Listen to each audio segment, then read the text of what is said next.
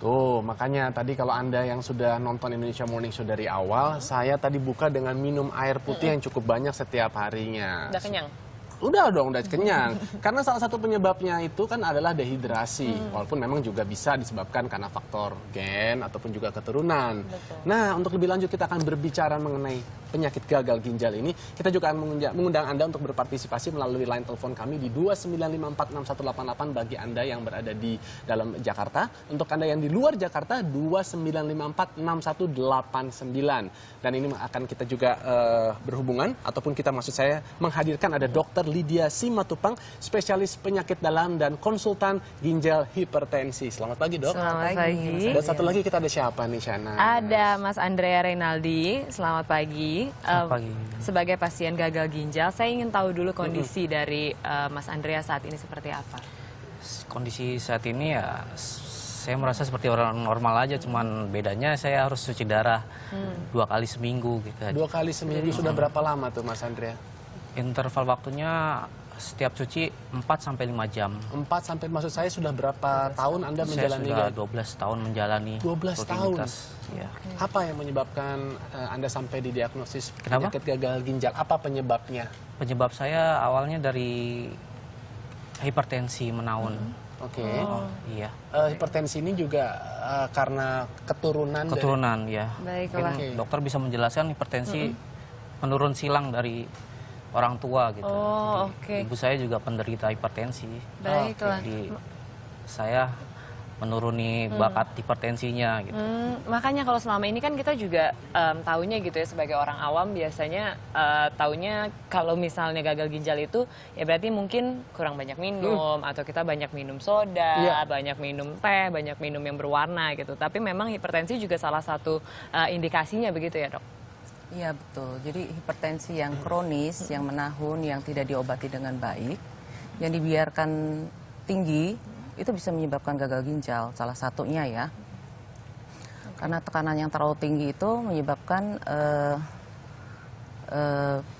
pembuluh darah yang mikro, yang halus sekali di dalam ginjal itu akhirnya rusak karena tekanan yang terlalu tinggi, stres yang terlalu tinggi. Stres terlalu tinggi. Stres dari tekanan darah yang terlalu tinggi, akhirnya dia akan mengalami kerusakan.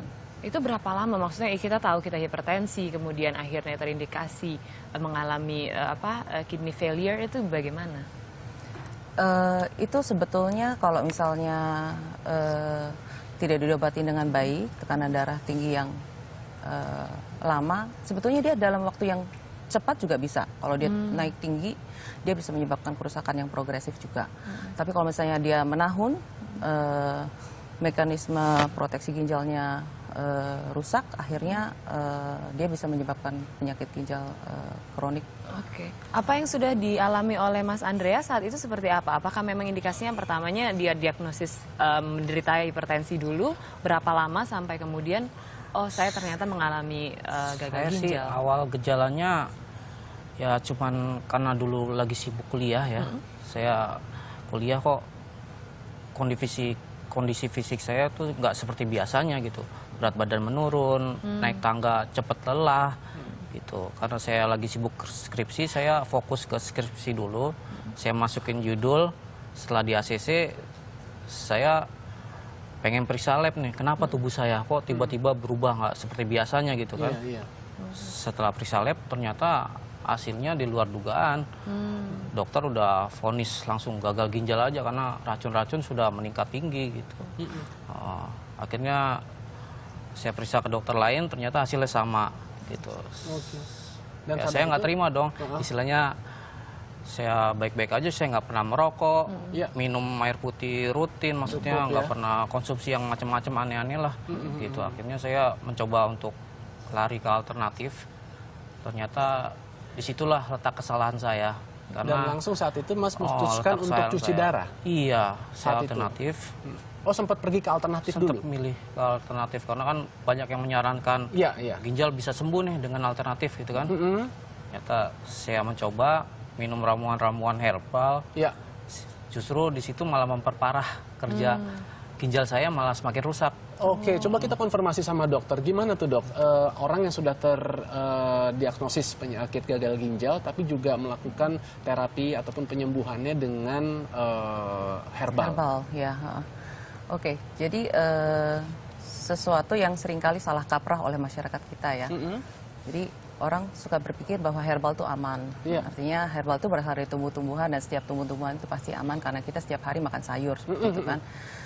Itu sebetulnya salah karena di dalam herbal itu kadang-kadang mereka memakai tanaman-tanaman yang bukan sayur juga kan. Jadi berasal dari tumbuhan dan itu kita kan tidak tahu misalnya zat aktifnya apa.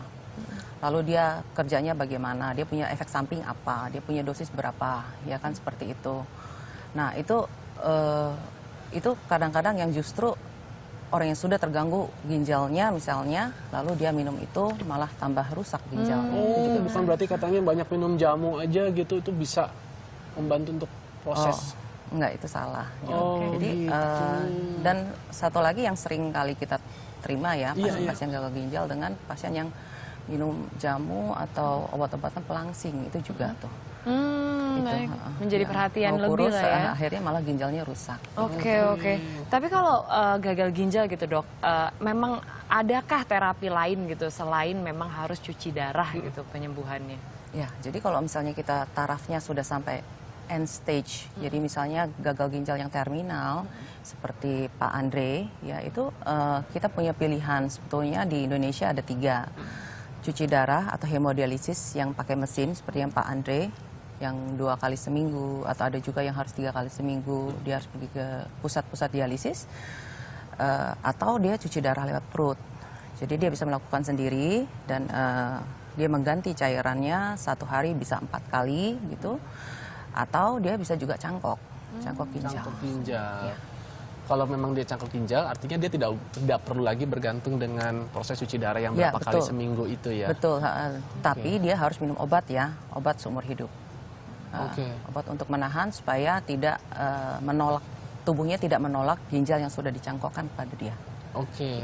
Nah sekarang tadi kan di awal sempat memberikan informasi mengenai penyebabnya. Tadi Mas Andrea karena hipertensi, keturunan, kemudian juga dehidrasi gitu ya dok. Ada lagi nggak hal-hal yang harus kita antisipasi yang bisa menyebabkan penyebab gagal ginjal itu? Oke, kalau mengenai penyebab gagal ginjal tuh secara garis besar nih, kalau boleh saya gambarkan di sini. Ya, kita akan lihat sama-sama di plasma ya. Ya. Kalau kita lihat di gambar, itu kita kategorikan sebagai tiga kelompok ya. Prerenal itu penyebab yang misalnya seperti ada shock atau shock karena sepsis, karena infeksi yang berat atau karena gagal jantung ya. Terus renal itu biasanya kita bisa karena obat-obatan, misalnya salah satu atau herbal atau jamu itu. Kemudian yang post renal itu misalnya ada batu di ginjal, batu di saluran kencing, batu di kandung kencing, seperti itu, atau tumor yang menyumbat saluran keluar ginjal, jadi ginjalnya terbendung, seperti itu. Itu penyebab secara dari sebab ya. Akan tetapi kalau misalnya pasien kita di Indonesia yang gagal ginjal, itu paling banyak penyebabnya saat ini gagal ginjal karena hipertensi ya. Gagal ginjal karena hipertensi dan karena diabetes. Itu udah hampir sama jumlahnya. Nanti kita akan tanya ke dokter juga bagaimana untuk kita menjaga supaya tidak kena hipertensi sebagai pemicunya gagal ginjal. Tapi sebelumnya ada yang sudah menghubungi kita, Ninas. Betul sekali, ada Leni dari Pekanbaru. Selamat pagi. Halo. Pagi, Mbak. Halo. Apa yang mau ditanya, Mbak Leni? Iya. Saya ini kan udah 8 tahun, ginjalnya cuma tinggal 1, Mbak. Yang satunya udah nggak berfungsi selama 8 tahun. Terus yang satunya pun tinggal 52% lagi, Mbak, fungsinya. Yang mau ditanyakan, Mbak Leni? Yang mau ditanyakan adalah? Yang mau ditanyakan ini, saya tuh merasa di muka itu memang begitu dia kalau kita ginjalnya.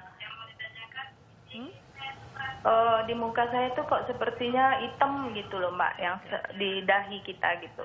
Oke, itu yang mau ditanya ya. Nah, terus kalau fungsi 52 itu apa yang kita lakukan supaya kita bisa kembali Oke. 100% atau 75% aja gitu, Mbak. Baik, terima kasih Mbak Leni atas pertanyaannya. Mungkin bisa langsung dijawab oleh Dr. Widya. Ya Mbak Leni, terima kasih pertanyaannya.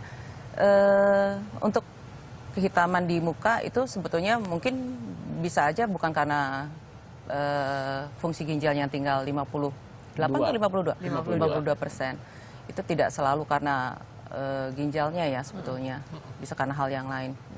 Tapi kalau mengenai apa yang harus dilakukan pada kondisi fungsi ginjal tinggal 52%, itu berarti Mbak Leni itu kalau di kedokteran kan kita mengenal ada 5 kelas. Kelas 1, 2, 3, 4, dan 5. Dengan fungsi ginjal 52% itu kelas 3 sebetulnya. Yang paling bagus kan kelas 1, kemudian turun ke kelas 2, ini kelas 3. Ya kita jaga jangan sampai dia turun ke kelas 4 atau apalagi kelas 5. Yaitu dengan cara makannya diatur, proteinnya dibatesin, kemudian garamnya pakai garam tapi dibatesin gitu. Biasanya sekitar 2 gram natrium atau garam dapur NaCl-nya sekitar 5 sampai 6 gram per hari.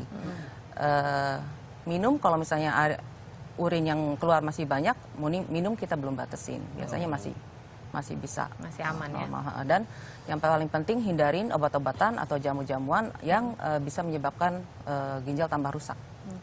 Baik. Tapi kepengen dengar juga. Apa masih ada lagi, Dok? Silakan. Terus penyebabnya dia sampai begitu tuh apa gitu? Biasanya ada penyebabnya. Misalnya darah tinggi misalnya. Itu harus kita kendalikan. Seperti Pak Andre kan darah tinggi, itu harus dikendalikan. Minum obat sebetulnya. Orang suka salah kaprah. Orang berpikir kalau misalnya dia minum obat, padahal dia darah tinggi, dia akan sakit ginjal gitu. Itu salah. Sebetulnya obat itu sebetulnya akan menurunkan tensi kita sampai target, sehingga melindungi ginjal kita sebetulnya. Nah kalau misalnya diabetes ya kendalikan gula darahnya, seperti itu. Baik. Kalau Mas Andrea, ini juga kan aktivitas sehari-hari sekarang malah bekerja di klinik untuk cuci darah ya setiap hari ya? Iya, setiap hari. Oke, terus mungkin dari pengalaman selama sekian tahun, mungkin dari 12 tahun sebagai penderita gagal ginjal, 8 tahun bekerja di klinik, hal-hal apa sih yang mungkin bisa diberikan kepada ke kita semua ya, yang untuk himbauan gitu? Himbauannya ya kalau kita sudah divonis gagal ginjal tingkat akhir ya kita harus rutin hemodialisa, jangan bolong-bolong. Terus obat rutinnya ya Dok harus diminum ya. Ya betul. Oh, kita ada obat rutin dan itu harus diminum. Kalau kita ada hipertensi, obat hipertensi diminum. Terus kalau ada diabetes ya kendalikan diabetesnya itu. Terus aktivitas seperti biasa, olahraga ringan. Ya udah seperti itu aja. Sama minumnya ya Pak ya. Ya? Minumnya dibatesin ya Pak, karena Bapak kan Oh justru malah nggak boleh semakin banyak minum ya? Ya, karena biasanya orang yang udah cuci darah rutin itu biasanya urinnya pada satu saat akan berkurang atau bahkan berhenti. Ya, Mungkin imbauan terakhir dari dokter untuk kami gitu, untuk menjaga fungsi ginjal kami itu seperti apa Dok? Kalau misalnya bisa dilakukan mungkin bagi penonton di rumah. Pertama adalah ya minum cukup ya, artinya bukan berlebihan. Orang suka salah, kadang-kadang dia minum berlebihan sampai 5 liter, jadi urinnya juga terlalu banyak keluar terus apa. Minum cukup, kemudian gaya hidupnya dijaga, harus hidup sehat. Kalau kelebihan berat badan diturunkan, kalau misalnya ada diabetes harus dikendalikan gula darahnya. Kalau ada darah tinggi harus dikendalikan dan hindarin obat-obatan yang bisa menyebabkan kerusakan ginjal. Baik, terima kasih sekali banyak Dokter Lydia dan juga Mas Andrea atas bincang-bincangan pagi hari ini. Tetap semangat dan sehat terus ya Mas Andrea.